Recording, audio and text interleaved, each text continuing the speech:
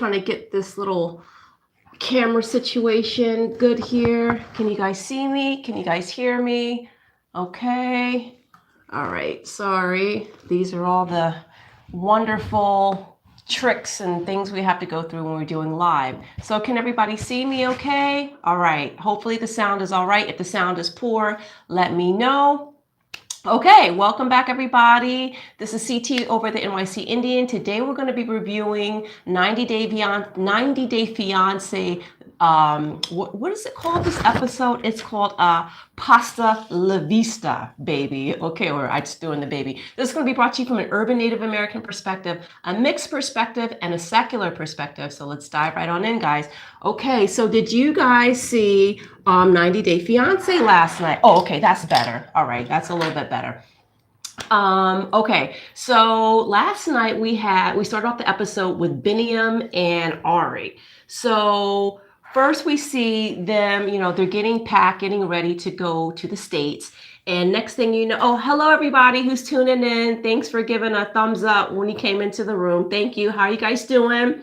So we're talking about 90 Day Fiancé. So she's getting packed and, Ari's like, the hell with this. She's putting her stuff in the bags like, I'm out of here. I'm done with all this Ethiopian business, right? Because she can't stand the sisters, right? And after last week's episode, the whole wine gate splash in the face. Now, let me tell you something. Now, you do have to act a certain kind of way when you're in someone else's country. And I understand that. And I think that's good that she didn't like try and fight the sister or anything like that. But let me tell you, honey, she was better than me, because somebody would have got a little bit of tap, paws, hands, and everything. You throw a wine in my face?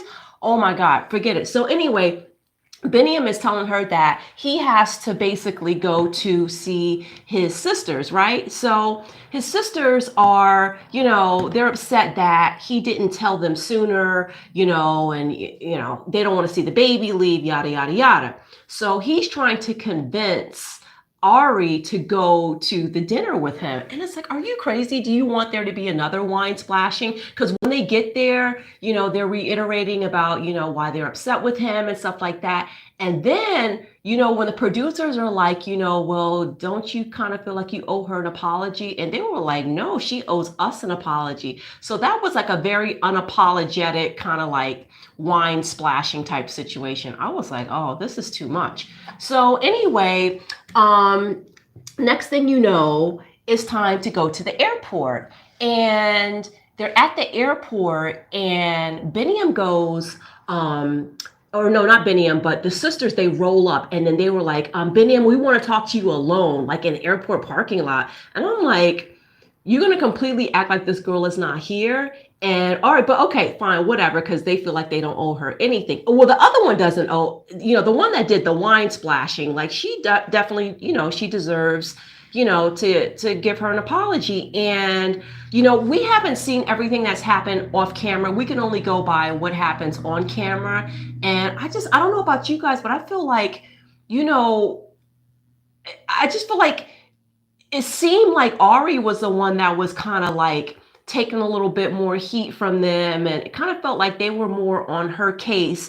And it was kind of unfair because they were treating her like, oh, because she's an American, she's automatically going to take the baby and go away to another country. And I understand that they're traumatized. I can't imagine what it's like to have a baby out there that's part of my family that I can't get in contact with and stuff. So I understand that, especially in cultures where, families are so tightly, knit together and stuff like that. I mean, I get that, but she's not the ex-wife, right? And the woman jumped through hoops. She had her parents paying for everything, funding like their entire lifestyle. And listen, do you guys think the sisters didn't benefit from any of the money that Ari's parents gave? I mean, I would just think that Biniam must have been breaking them off with a little bit something. I mean, what's the guy doing? He's backflips in Ethiopia. He's not making any kind of money. Biniam is like, emotionally, he's like maybe like an 18, 19-year-old. And that's okay. Not everybody is going to be like that super mature type person, but to be in that type of situation, and they said that, off camera, like, or, in their confessional, that he is a naive guy. And so they know that about him. So like,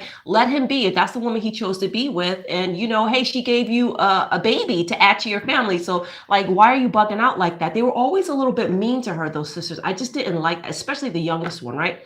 So anyway, So they were like, so is she gonna let us kiss the baby? And I was like, kiss the baby? Like, are you serious? Like, let me tell you something. You throw wine in my face and you think you're getting anywhere near my child, like me or my child, I don't think so, because I'm gonna be like, you don't know how to control yourself, and you might try and come for me while my kid's right there, and then now I gotta fight in front of my no, no, no, no, no, no. So I feel like Ari did the right thing. You would listen, you'll see that baby on a video call or like, Skype or something if you're lucky. Like I just felt like, if you're so afraid because you had this previous experience before and now you don't want to lose another baby to the family, which is, I mean, it's a different situation because he's immigrating, right? Versus, with his ex-wife who left and basically he never saw the kid again. Don't you want to maintain the door to be open? Like, that's still your nephew, right? So can't you just act right? I was very like, I was done with those sisters. I was absolutely done. You're sitting up there crying about, oh, we lost our parents, and oh, we lost them early and it's just us. Well, you know what? Act like you want a family. You have a family member, and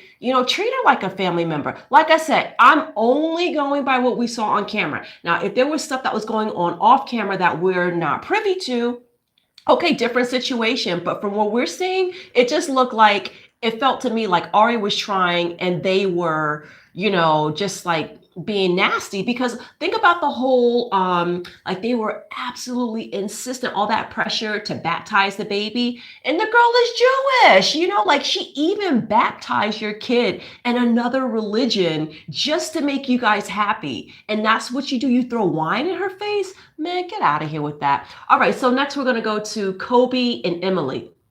All right, so she convinced him last week to finally stop over at the hotel so they can, have a little bit of alone time or whatever. And next thing they get to the hotel. We see them, the opening scene, they wake up, it's the morning time. And I think it's really like hitting him now. Oh my God, I am in America now, right? Hold on, guys. I'm going to put on the lights here because, hold on. It feels like it's a little bit dark in here. Put on the overhead light too. Just a second, please.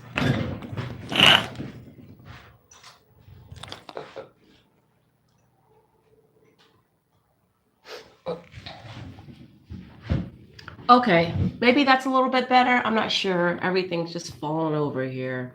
All right. Get yourself together, NYC Indian. All right. So anyway, so they wake up and, he's on cloud nine, and basically he's just like grinning from ear to ear. He seems to be genuinely excited to be there. So now he knows that for sure today he is going to finally be able to see Coben, his little baby, for the first time.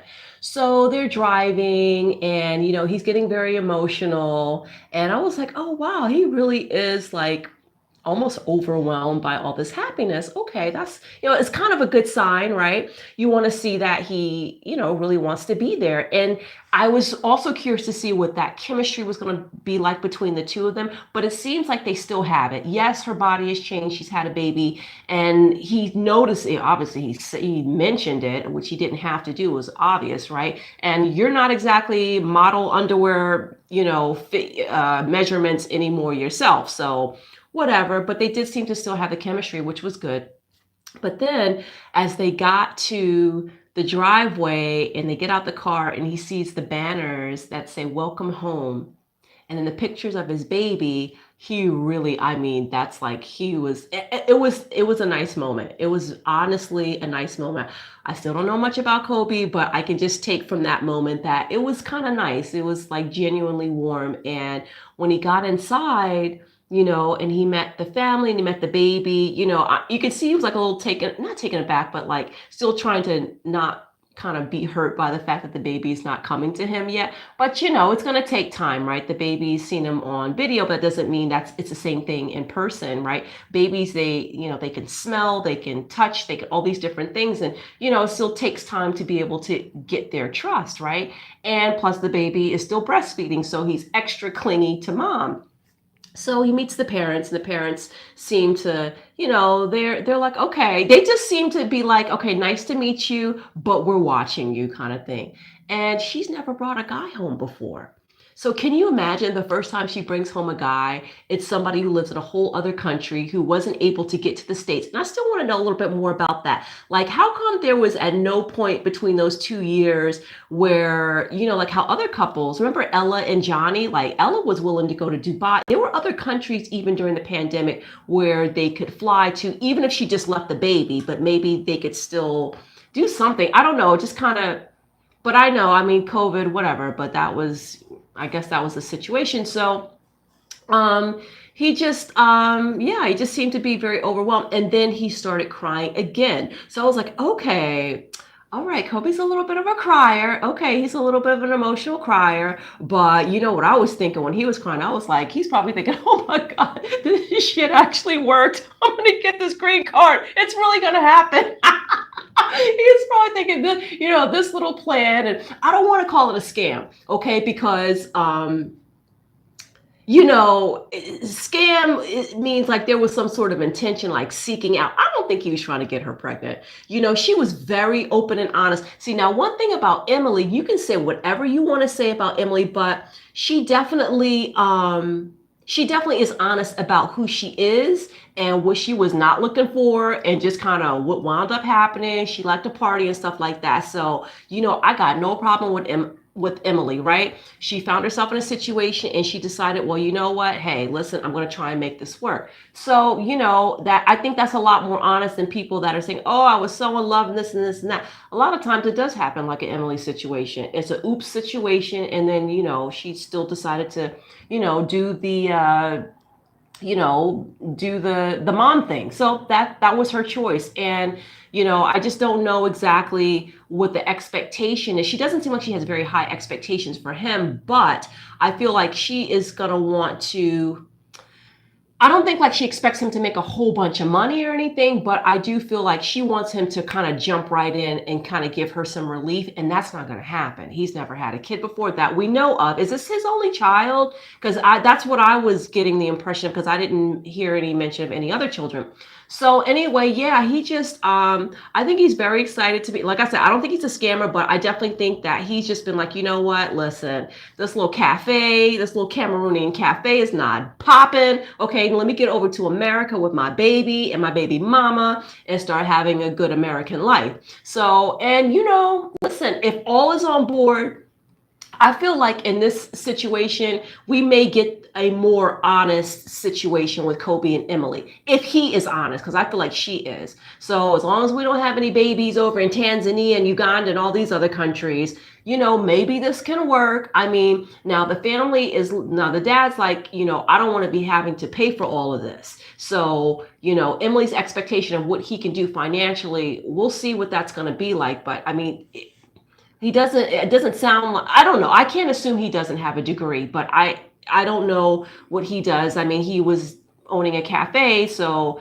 if he does have some sort of education, he can apply that here. Maybe he can, maybe he can't. I don't know. We'll see how it goes. It's just a little too early to see, but yeah, he was very like overwhelmed with emotion. And I think that was all about getting that green card, honey. But anyway, moving on. Okay. So now we have our new person, Patrick and Thais. Okay, so Patrick is 31 from Austin. He's a former bodybuilder. And I mean, I thought he was big then. When you saw the pictures of him lifting those weights, oh my God, he was humongous. So he was going through the, what games was that? I forget the name of the games, but then like that level. And then he was going for the next level for the Olympics, and he tested positive for the enhancement performance drugs. And now he tested positive twice. That's it. He's out. So now he has to sell home security systems, which I mean, I don't know. I'm not sure how lucrative that is, but his brother from Massachusetts lives with him. And so I'm wondering, like, do they have the same mom and different dads? Because his father is from Brazil. And on his trip to Brazil is where he met Thais. She's 25, very cute Brazilian girl. And Patrick seems like really into her and like one of those dedicated, like, I mean, he seems very monogamous. I mean, the girl's got a 24-hour tracker on this guy, and he is like, yeah, I got no problem. I got nothing to hide. So he might not be like a cheater type guy. So we'll see. We will see. But yeah, I don't know. Like, it kind of takes us back to Jasmine and Gino on the previous season, right? Where she wanted to see, she had him like doing like this every time, FaceTime and see what everybody's doing and everything like that. She wants to know who the cashier is, who's pumping the gas and stuff like that. And I'm like, okay, so we got another one of those. So we will see. I mean, listen, if he's willing to give her that security of saying, hey, you can watch me, I mean, I guess, but because it's usually, more than likely, it's usually the men that are cheating, right? Especially the ones that like to go abroad. And we can talk about sex tourism and all that type of stuff. That's a whole nother situation. But that's not the case in this situation. He was just there because, his people are from Brazil. And I'm glad they explained that because I was looking at him, especially some of the earlier pictures. I was like, oh, he's definitely some kind of, like, what is he? What kind of ethnicity is he? And sometimes they leave us hanging with that, but I'm glad they explained. So, anyway, so it seems that he has learned Portuguese, and it seems like he learned it for her. So did he not get any Portuguese language growing up as a kid? Because if he learned all that just to be with her, that is dedication, okay? And she's already like at the house, and he's FaceTiming her, or I don't know, Skype or whatever, and she's like, what's all that noise in the background? I don't want there to be parties and all that stuff when I get there. And that's understandable, but it was kind of like, kind of, chill out just a little bit. Maybe he's having his last little hurrahs before you get there, right? So she's letting that brother know. Now, this is what I don't like about her, is that she is already saying, like, you know what, your brother's going to have to get out of there. Now, it's not what you say, but it's how you say it. Now, when you move in as a new couple, yes, it is ideal that you live together as a couple and that's it, and there's no other family members. Maybe later on, if you have an aging parent, maybe they move in or something, but it is more ideal just for the couples to nest together, especially in the early days. But I'm kind of feeling like it's a little bit too much. You know what I'm saying? You can say like, hey, eventually I'd like it to be like X, Y, and Z, but for right now, yeah, of course we'll just live together. And then, but is there a plan? Like, not is there a plan, but make sure that there's a plan that you guys will be living together within a year or something like that. Or, just don't be so like, you let him know, you let Patrick know how you feel. You don't be saying to the brother, like, when I get there, that, you know what I'm saying? Like, come on, like, you're already going to have him hating you. And that's his very close family member. And let Patrick work that out with his brother, right? So, I mean, I'm not saying, don't have some plan towards it, but it's less about what you say than how you say it, right? So, I don't want to move across country and be living with somebody and their sibling either. But, we can make plans. Okay, I'm going to be there in 7 months. Is there some kind of plan? Or maybe we can all live together for the next 8 months, just something a little bit more reasonable. It felt a little bit too like coming in and just kind of doing like this, right? And she might be like more of the aggressor in the relationship, which is totally fine. There's always one in a relationship, right? And it's not always the guy. So that's okay. But you just got to watch what you say, especially when you're dealing with people that are already in their established relationships with their family members, right? Okay, so next we have Miona. Miona and Jabri. Oh my God, listen. If that was not the frozen section aisle, your grocer's freezer section aisle of the local, I don't know, Safeway, they were in that grocery store like, oh my God, what are we gonna cook? What are we? Jabri doesn't cook, so they get their best little frozen dinner. And oh my God, it was like, oh, when they made that, it looked so nasty. And the mother, she was like, oh no, we gotta put some hot sauce on this. I wonder if her people are like, because the mom's biracial, right? I wonder if her people originally from like down south or something. Because everybody knows, like, well, down there, like people eat hot sauce with a lot of stuff, right? So she's putting that hot sauce on there, just trying to make it edible. And then finally she's like, this is nasty. Jabri, his little heart was so broken. He was so mad. He was just like a little angry little toddler. He's like, Mom, you don't have to say that, Mom, But listen, I don't know. The mom, what was her name? Mahala, I think her name was. I don't know if I'm getting that right or not. But you could have maybe taught him how to cook. Now, I don't know if there was ever any cooking lessons, but she shouldn't have been surprised that he did not know how to cook, right? but maybe she was expecting that Miona knew how to cook.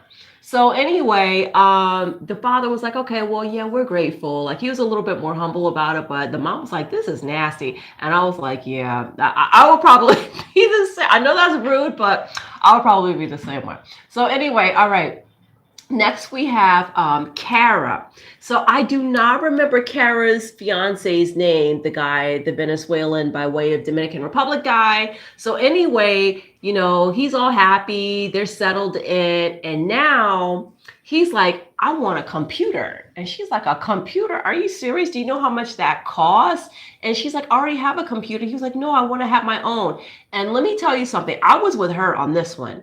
You are coming here with what, 5 cents in your pocket? You don't be coming here. See, this is that, the streets are paved with gold kind of mentality that people have. And I think especially because looking at where he used to work at, like in the hotel industry, right? You see Americans coming and, they're on vacation. So you see them spending money and you just think that like everybody just got it so great. Now it's, yes, economically it is, much more advantageous, to live in, United States and some other countries in Latin America. Obviously, I guess people wouldn't come here if it weren't.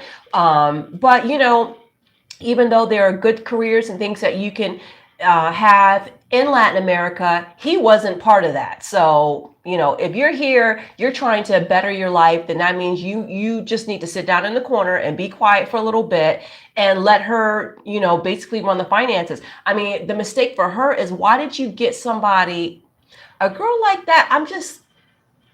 Yes, he's a nice boy. And, he's, I guess he's like, to her, he's cute or whatever. But I just feel like, you know, um, with her traveling and like she has her little business and stuff like that, she's a very on the go, jet setting type. Like, why didn't you get someone with like a better financial situation? I'm just surprised at her where she is in her life that she would be with someone that who she has to bring up. You know what I mean? And listen, it may not sound good. Men and women are different. All right. When it comes down to finances, because women, we just don't make the same kind of money. So I personally, this is just me. This is just me. I personally do not believe in a woman supporting a man. I just don't. Now, you can say whatever you want about that. And I feel like, because she's going to have to be in the support role, I just don't know why she would even get into a relationship like that unless he had like, he was able to contribute a little bit more.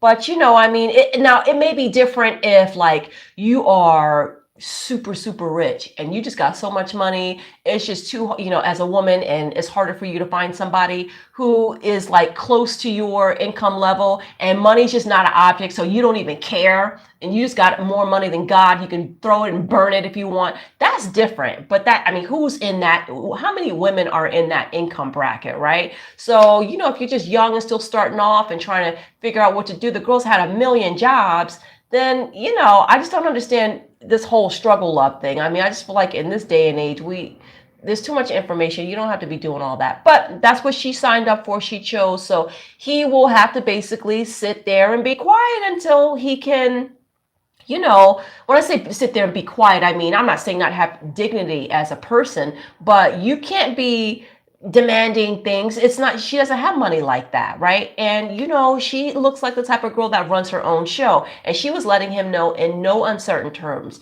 I don't know, it's just when I look at her, I just like, she's so pretty. Like I don't get it. Like, girl, you could be on the French Riviera with some, anyway, different strokes. Okay, so then the last one is Bilal. Okay, so Bilal, Mr. Scam art, Mr. Real estate, staging a house, scam situation, has his mom and his sister come over, and they all sit down and they have dinner. Well, first they embrace, and it seems like the women all, have a good connection and everything. I don't know if they've met her before or not, but they seem to like her, and they start asking her about the house, and she's trying to be like delicate about it, but she still feels the way she feels about that house, and you can't blame her. But then they start talking about children. So the mom says, like, what do you think about kids? And it's very clear that she wants to have a child, and he's hemming and hawing and going around circles and this and that. And but if this and in this situation, that situation, I might, but maybe, but we gotta see and da da da. He's got grown kids. No, well, not grown, but they're kind of big, right? I mean, he's not looking to start all over. And he has scammed this woman not once but twice. He scammed her with this whole house situation, and he's also scamming her, making her think that as a 37-year-old woman whose eggs are on the line here, okay? Yes, people can have babies in their 40s and they can turn out fine. That's very true. But let me tell you something. It increases the fertility issues increase after age 35, okay? You are born with a finite amount of eggs, and each month the number just decreases, right? And I mean, when you're 37, that means you got to get it popping like right away, because what if it takes time? Because some people, it's a matter of timing, and it can take 2 years. And the next thing you know, you're a couple months before your 40th birthday. It can happen, and it happens all the time. We see this all the time, especially with women who pursue their careers first and have children later. So, I mean, the fact that he's playing games with her, I think that now that she kind of sees where he's coming from, and he goes, oh, well, he's saying to the mother and the sister, like she's not even in the room. Oh, well, she this and she that, and she's just in a fairyland. Listen, all right, girlfriend, I'm talking to you. I'm talking directly to you, Shida. You are on television now. You have international exposure on this platform. Use that pretty little face and marry someone, and listen, open yourself up to somebody who might not be Muslim, because then you can find more people. But if that's really your preference and you only want to marry someone within your religion, girl, get with one of these Saudis or something like that got money, got real money, and they're not going to pretend that they don't have it. Sit up here with this hard luck story about growing up in the hood, but I'm going to sit here and pretend that I live in a dilapidated. Listen, the man is a liar, okay? He is absolutely a scam artist, and you got to get rid of him. And is that even, listen, I was questioning if that was even his house, because it looked staged to me. It looked like one of the real estate properties that they staged to show other people. Because I was like, this house doesn't look like it has a lot of character. And then I was like, well, maybe it just has terrible taste. Who knows? But I feel like, if she wants someone, and there's nothing wrong with that. Some women, they marry, it's not just for love, they marry for resources as well. And she seems to be that type of woman. And if that's the case, and she's upfront about that, right? If she's upfront about it, then you know what? You can meet somebody else. Okay, now everybody knows you, and your DMs are blowing up, and you can do all these, bend yourself into a pretzel with these yoga positions and stuff like that. Girl, get rid of him. Take out the trash. I don't want to see this stretch out too long. I really hope we get to see her drag him. I hope we get to see her go back to Trinidad and find somebody else. I cannot every season there's always somebody who you just cannot stand. And Bilal is I can't stand you. Remember Seinfeld, remember George Costanza? Remember George Can't Stand You? Yeah, so he's my Can't Stand You one, basically, this season. So anyway, we'll see what happens next week. I hope she just goes off on him. I hope, she finds, girlfriend's telephone numbers or whatever. I just hope she finds out something crazy that makes her say, you know what? I'm cutting the string and I'm going back to Trinidad. So anyway, that's it, guys. Let's see what happens next week. I'm most interested with this whole allow nonsense. So if you thumbs up, subscribe, turn on your notifications so you know when I put up new videos, share it with a friend, and that's it. Take care, stay safe, and Chipisa Lacho.